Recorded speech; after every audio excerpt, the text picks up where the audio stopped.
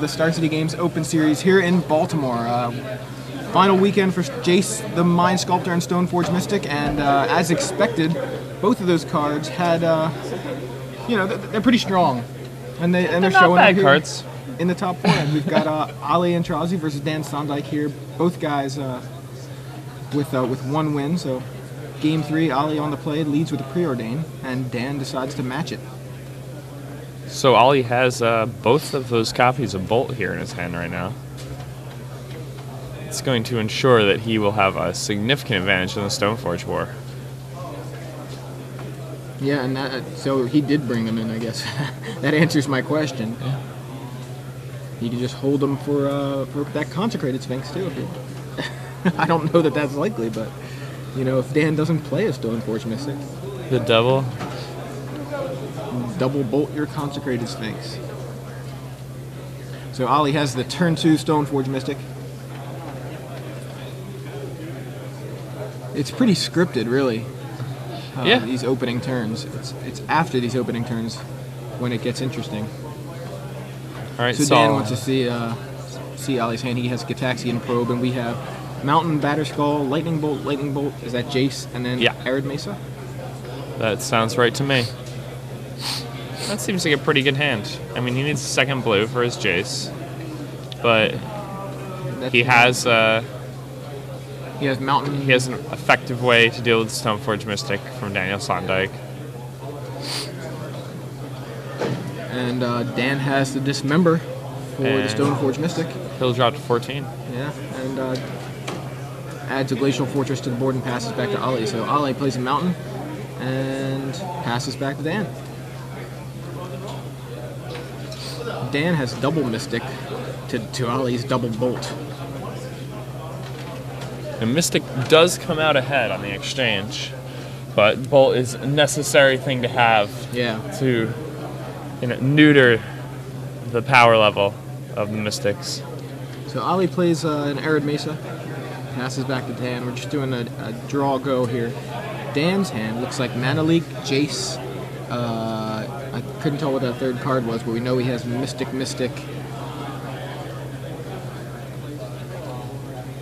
Ali drawing more non-blue lands. It's got to be frustrating. Yeah. But again, that's definitely an issue that happens in the deck that he chose this weekend. That's exactly what you were talking about yesterday when we first brought up the Twin Blade decks. It's power versus consistency.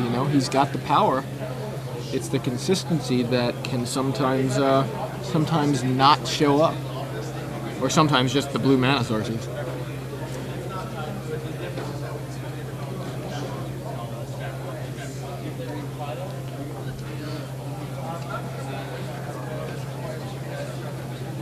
So Ali has, he's posted a bunch of reasonable finishes.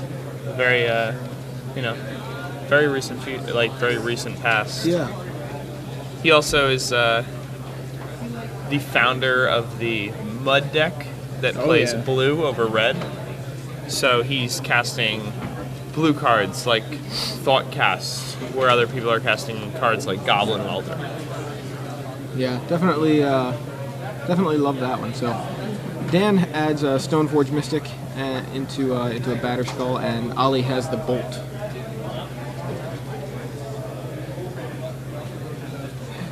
Now, Dan's missed a bunch of land drops here, but Ali has done worse than miss land drops. Ali has hit the land drops with lands that are actually irrelevant. Yeah. Every Plains amount he draws at this point is just a dead card. So, that in mind, he is trying to get them out of his deck. Yes. So here's one of the answers we got for Jace. Number of Jaces in the top 8. Wrong Way Go Back, which is Neil Talbot. He's Australian, actually, living in Hong Kong, I believe. I follow him on Twitter. 80 minimum was his answer for Jace the Mind Sculptor in the top 8. And that's also a reference. Sounds a little low. Low. That's a reference to another podcast, actually. The A-Team podcast. They were joking about the value of Tezzeret, and somebody said 80 minimum. back when Mirrodin Besieged was released. Although that was a joke, of course. So Ali has the Batterskull Hardcast, and Dan has the Divine Offering. That's some nice Divine Offering art. Yeah, that's the Mirage. Is that Therese Nielsen, I want to say? I'm pretty sure that's Therese Nielsen who did the artwork for that Divine Offering. One of my favorite artists. Ooh. So Ollie's hand is packed. He's got both versions of Jace, Splinter Twin, Consecrated Sphinx, and Lightning Bolt. Imagine if he had a second blue mana. Yeah. Dan would have just been crushed this game. Yeah. Especially missing the land drops like he is. That Gitaxian Probe is going to help him out a little bit. Looks like he hit his 4th land there.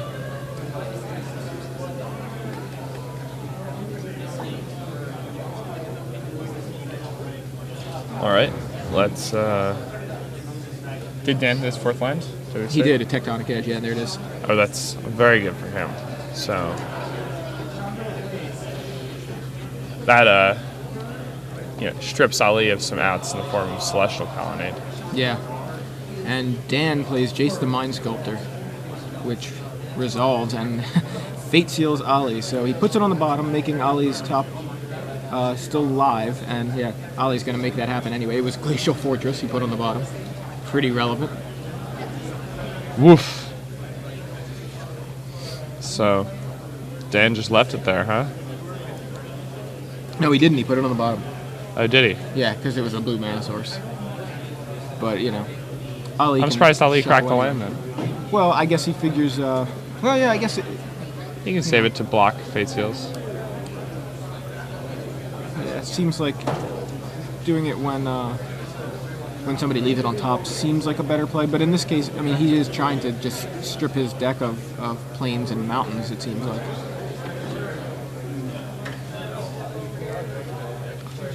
Okay. So Dan hits his 4th land drop before Ollie can hit his 2nd blue source, and dropping Jace the Mind Sculptor. This is it's not looking good for Ollie until he can get that 2nd blue and take care of that Jace.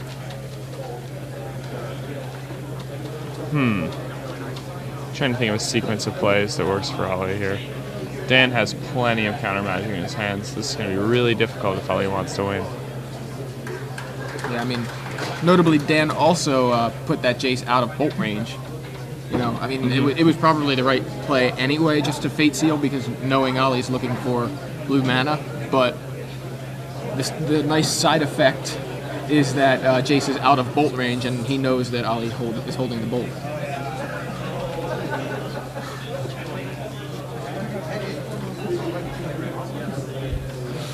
So, looks like he +2s Jace again.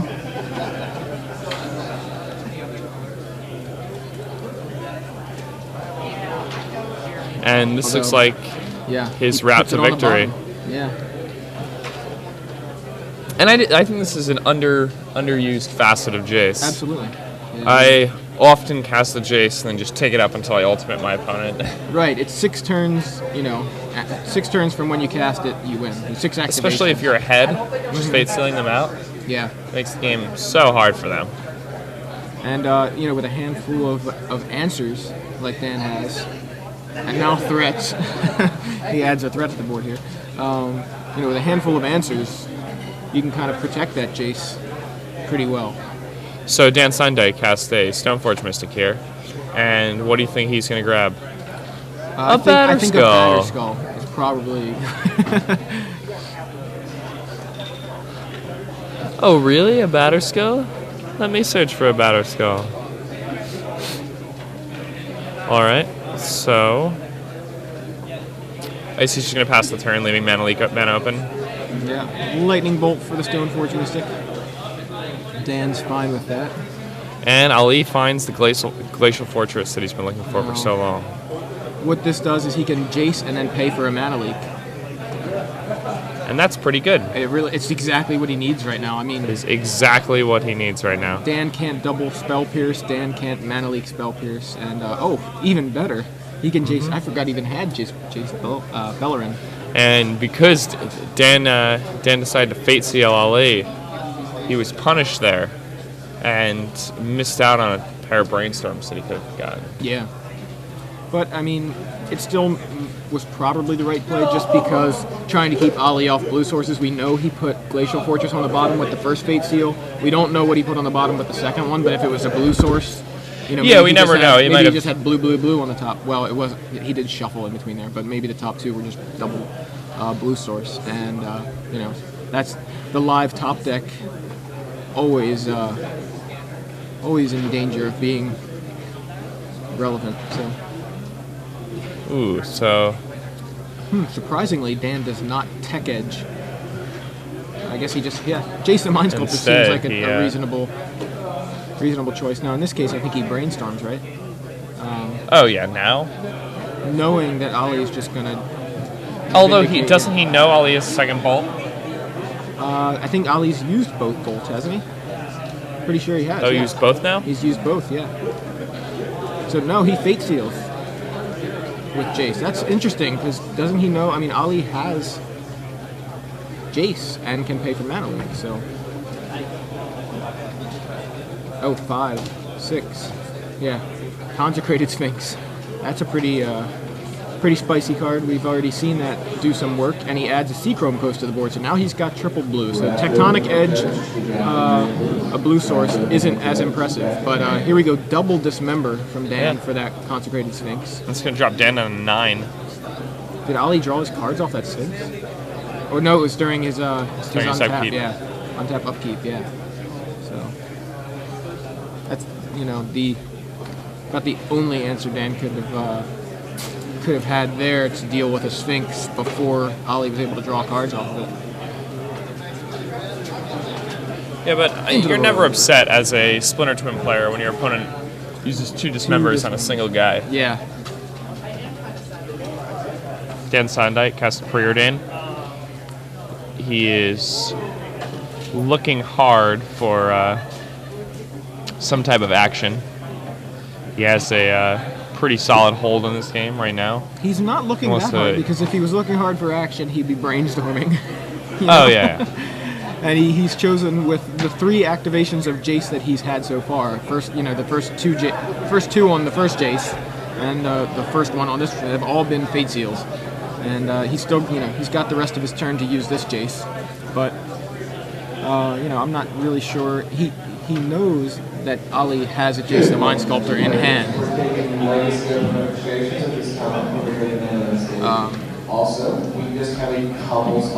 Perhaps he wants to save some mana for counter magic. But he's going to need more blue if he wants to counter a Jace. Yeah, I mean, he's double dismembered using blue mana sources, and then Preordained, so he's down to a blue, you know, Glacial Fortress and a Tectonic Edge. So Ali has 3 blue sources, so he can keep Ali from casting 2 blue spells in a turn, but there's no blue spell that he can keep Ali from playing. No single blue spell he can keep Ali from playing, and namely, I'm thinking Jace the Mind Sculptor with mana up to pay for Mana Leak. So now he goes with the Brainstorm. Get some value out of that Jace before Ali vindicates it with his own copy.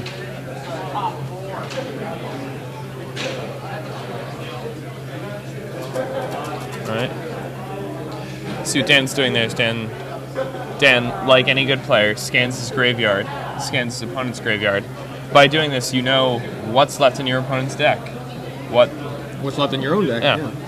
What cards you're more likely to draw, what cards you're less likely to draw. Because your deck changes. It's this like ever-changing thing. As you draw more cards, your deck's numbers all change, and as a result, the probability of you drawing specific cards changes. And your ability to change your line of play to the correct play, depending on the current configuration of your deck, is something that's very important. So Dan adds a Scalding Tarn to the board and passes back to Ali. So Ali has 1, 2, 3, 4. It looks like 8 mana available. So yeah, 3 of which is blue. Yeah, which is very important. What that means, though, is that if Dan has Mana Leak Spell Pierce for Ali's Jace the Mind Sculptor, Ali can't pay it unless he has another land in hand to play. And it appears that is not to be the case. At least not not before casting this Jace, which is exactly when it's relevant. So Ali is going to need a counterspell of his own.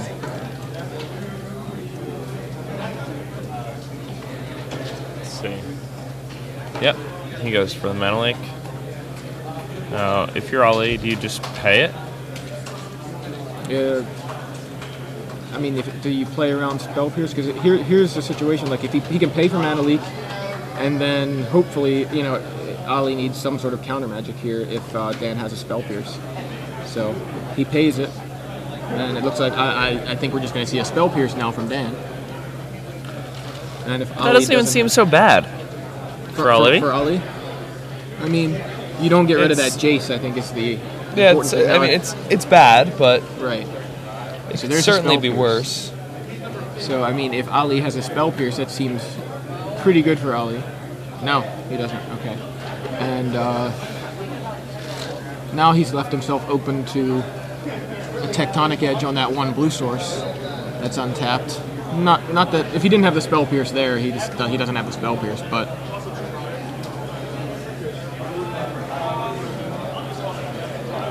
Does Ali have the combo in hand?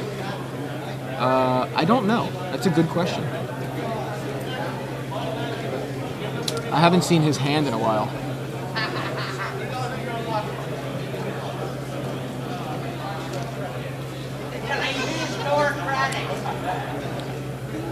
Squadron Hawk from Dan. Is that the first Squadron Hawk we've seen in this match? Yes. It's the first time we've seen a Hawk cast. Which is funny because Hawks are something normally... It is just flying all over the place. That's what the call means in Call Blade. Yeah. Puts the call in the Call Blade. At this point I don't even like Hawks in real life, let alone like pure Magic. Just hiking the other day, I saw a Hawk. I was like, get out of here. Like, I am sick of your mulligan resistant, tail feathers. Hello, 9 o'clock. That means we're making the last call for draft open registration. Alright, so Dan's gonna brainstorm now. And I wonder what 2 cards he's gonna put back. Well, he's gonna put back 2 Squadron Hawks. And then he's gonna cast another Squadron Hawk. And then look, he just built his own Ancestral Recall. Yeah. That's a pretty good card. So he matches Ali's Lightning Bolts with the blue version of the Lightning Bolt. Ancestral Recall? Yeah, exactly. News from the other table: Jason Ford playing Twin Blade defeated Paul Longo playing Valakut to head to the finals. Jason Ford 2-1 over Paul Longo. So Jason Ford, Twin Blade, we know that's going to make it to the finals. So what we're going to see is either a repeat of this matchup, Twin Blade versus Call Blade, if Dan wins, or a Twin Blade mirror if Ali wins. Things are looking pretty good for Dan right here. He was able to capitalize on the fact that Ali could not find his second blue for about the first 7 turns of the game. Maybe not so long, but Ali now has Jace the Mind Sculptor to deal with that Jace on the other side of the table, but it may be too late at this point. I mean, you never know, but Dan has now gotten 2 activations off of that Jace. Two brainstorm activations. That's Yeah, right. and several once activations. Once you get multiple brainstorms off of Jace and then force your opponent to use a Jace to remove it, Yeah. you've Just really big put a edge, huge yeah. dent in them. Yeah.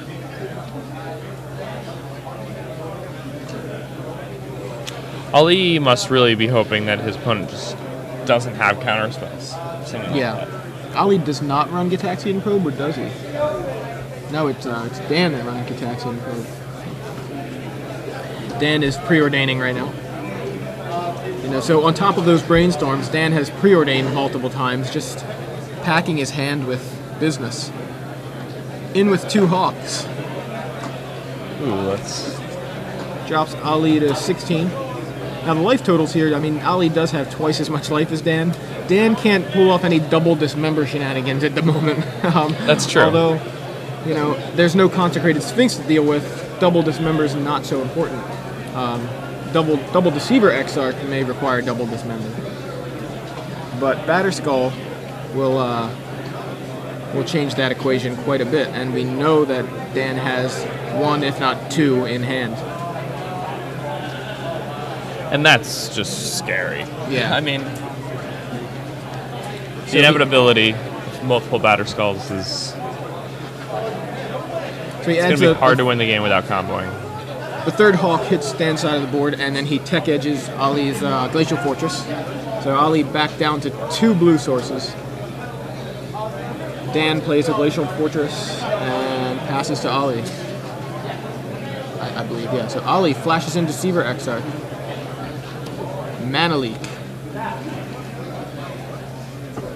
You know, he really had to go for it there.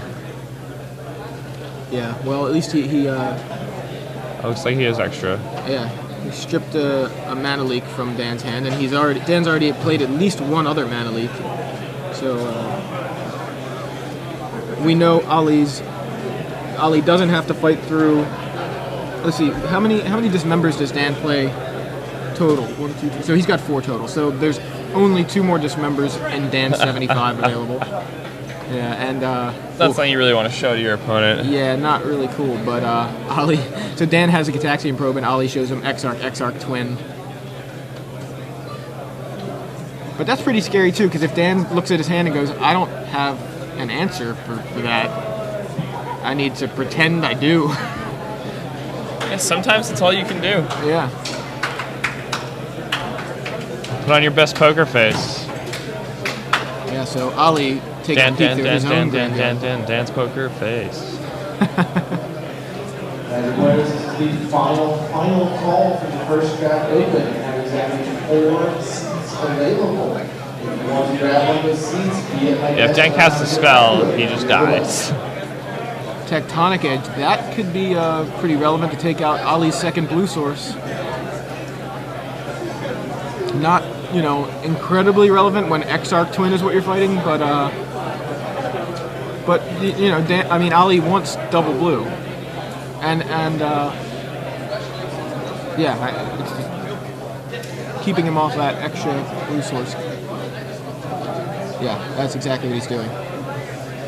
Could definitely pay off, especially at this point in the game where Dan has 7 other lands in play besides the Tech Edge. I'm surprised Ali didn't float some manas there. Yeah, I mean, why not?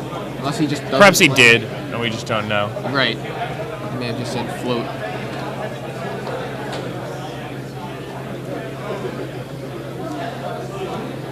I mean, no surprises. He's got Exarch Twin. Dan knows it, and so he has the blue source for the Exarch. I mean, I guess he could double Exarch, and that may be the plan. But All right. let me see your graveyard. Now he's doing the same thing that you were saying earlier. What are the chances you have dismember or more mana leaks? So yeah, he did float a blue. Plays an Exarch, taps down a Glacial Fortress, and here comes, looks like Exarch number 2. And tap another Glacial Fortress. So Dan left with 3 untapped lands. Yeah. And Ali, we know he has a Splinter Twin. Now it all just matters. It all hinges on whether Dan has an answer for Splinter Twin. Ooh, now you can pay for a mana leak too. He certainly can, but he doesn't have a mana leak, and that's, And that's it. Wow. it. Ali makes it to the finals. Oh, oops! I win. Yeah. I mean, Oh, not you didn't necessarily have it? oops. It wasn't off the top, but he played that perfectly. Yeah, he really did. He got his opponent to use removal spells, counter spells, all in the spots where he needed his opponent to do those Right. things, and it got him there. Wow, fantastic! Congratulations to Ali Antrazi for making it here into the finals with Twin Blade, and if that's not a perfect example of playing the long game to resolve your combo, Oh yeah, I mean, mean that's pretty. sculpted that game very well. Yeah, it was really impressive because I Impressive kind of game. felt like, watching it, I just felt like Ali was on the ropes for so much of that game. Oh, he was, yeah. Can't hit his second blue. Finally hits it and it gets Tech Edge. I mean, he got his opponent to go double dismember on his Consecrated Sphinx. Right. So he drew no cards off of Consecrated Sphinx, no cards off of Jace Beleren, no cards off of Jace the Mind Sculptor. Every Jace that he played was a Vindicate or just met a counterspell. And, it was still, he just stripped his opponent of all the answers. You want to know what? At the right time. What? I am spinning with excitement because Mitch 360 just won 6 months of premium. I didn't even see you spin, and I'm right next to you. You're supposed to say you're spinning with excitement when the camera's off of you. So, quick, go to the crowd shot. That and then, people, that you way can people say would you're know. spinning with excitement, and then you come back and you just missed it. Well, how do they know we're not like on a spinning booth that like rotates? The whole booth is spinning with excitement. So, Mitch 360, you win 6 months of Star City Premium. Congratulations. We'll be giving away 1 year very soon, and in the finals. So it sounds like the finals is going to be a twin blade mirror match. So people have been saying for the past week or so that Twin Blade is the best version of Call Blade, and that Twin Blade is the best version of the Splinter Twin decks. So we're going to see the best version of the Splinter Twin decks versus the best version of the Call Blade decks in a mirror match here in the finals. Jason Ford versus Ali Antrazi. So, 2 very strong players. yeah, that's Ali is a fan favorite. So he's got a rogue deck, plays Yeah, he's usually- perfectly, brilliant dude. Yeah, he's Fun to usually the fan favorite kind. because of his deck, and in this But case, Jay Ford, I mean, it's a he familiar won a name. GP Yeah, earlier this year. He's friends with a lot of friends with like Rhino and people. Like people love some Jay Ford, and Jay Yeah. Ford's a good player. I mean, I've played against Jay Ford. Jay Ford played better than I did. I don't know if that says much. I mean, but I know if I'm Ali, I'm afraid of any opponent whose name begins with Jace. it's a good point. I didn't even think about that. It's really scary. Jeez, his name I starts got the with face Jace. palm from Jeremy over there. It's right there. I mean, I got to just reach out and grab some of these when they're hanging in front of me like that. So if you're just joining us, I'm Joey Pasco. Unfortunately, my name does not begin with Jace. Yours is a little closer Yeah. with the JAC. Jason Van Lunen. Jason Van Lunen here in the booth with me. That's me. In Baltimore, going to the finals, the final match for the Star City Open Series Standard, where This Jace is the Mind last. Sculptor and Stoneforge Mystic are legal. Yeah, this is the last match, sanctioned match, that any of you will ever see in your entire lives. I need a tissue. That includes Stoneforge Mystic and Jace the Mind Sculptor. It's sad. I feel like I'm dying of boredom. Like, come on, get banned already, right? I'm kidding. I'm but really sad.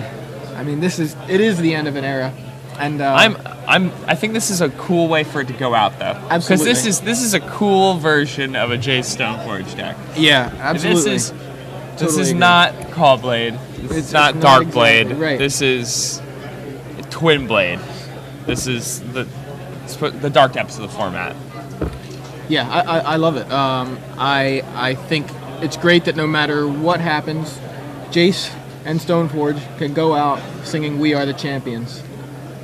Yeah, I mean, the finals has 8 copies of Jace the Mind Sculptor and 8 copies of Stoneforge Mystic. The top 8 had 20 copies of Jace the Mind Sculptor. That was the did. answer to our trivia question, which I don't think we announced exactly. We announced our winner, but did we announce? did. We did not. Well, we didn't Didn't say announce what what the answer was, but So 20. that's right, 20 Jace the Mind Sculptors. Yeah, we put Imagine them on, having them all in a stack, and then like playing a game with them. You'd feel so awesome because Jace the Unless Mind you couldn't Sculptor draw is your second blue such a source. mythic, rare, awesome card. You know. If like Ali, you couldn't hit that second blue, it's not that awesome. Yeah. I've got a handful of Jaces. Still had all these Jaces.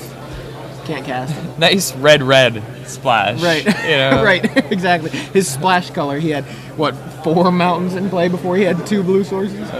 Wow. But I mean, mean you gotta play that many. Otherwise, Yeah. you're just not gonna cast your Splinter Twin ever. yeah, he had he still won that game. He did still win that game. We saw some pretty brutal variants in the quarterfinals last night with Paul Longo versus Nate Chafe, where Nate activated Jace the Mind Sculptor, I don't know, like 1 trillion times? Maybe a little less. Maybe a little more. Maybe a billion yeah. plus. And it was you he just drew saw all the more lands. Yeah, I think he drew every land that was in the room at the time. And Yeah. no business. It didn't even make sense to me. I know. He was No, it was Swamps? actually like it was like a Rosencrantz and Guildenstern situation. You know, he's sitting there and like every single time he like brainstorms the Jace, and you see him. He draws like 3 lands. One of them's It's a fetch usually land. fetch. He puts 2 lands back at the top of his library, plays the fetch land, and then shuffles Cracks them away. it, shuffles them away. Next turn, draws first turn, land. Brainstorm, 3 lands.